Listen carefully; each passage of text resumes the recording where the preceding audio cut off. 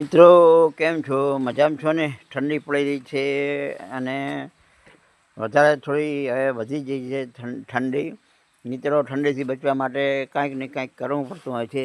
તો અમે હવે આ લાકડા લાવ્યા છીએ ઠંડીથી બચવા માટે. કોણ એક ટોલો ભરીને લાવ્યા હતા, એટલે થોડે બધે મૂકીએ છે આપણે.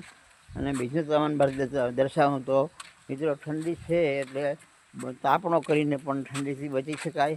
ગરમ કપડાં તો ખરા જ, એની સાથે સાથે મિત્રો લાકડાનું બળતણ કરી અને એના તાપથી પણ ઠંડી ઉડી શકે છે. અને આ જો તો લાઈવમાં વિડીયોમાં આ લાકડા લાવ્યા છે, બરાબર.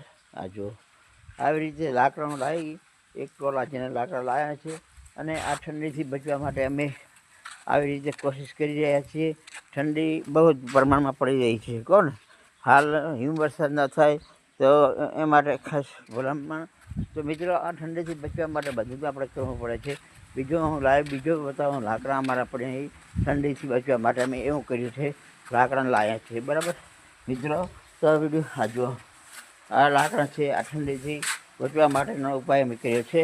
વધારે ઠંડી પડે ત્યારે અને ઘરમાં અમે ગેસનું કામકાજ ચાલુ હોય છે, ગેસ ચાલુ હોય છે.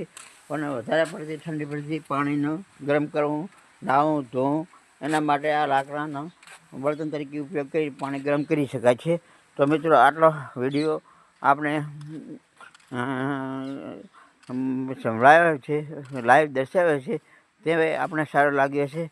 તો મિત્રો કમેન્ટ, શેર અને ફોલો કરવા આપ સર્વ મિત્રોને મારા દિલથી આપણે રિક્વેસ્ટ છે, ભલામણ છે.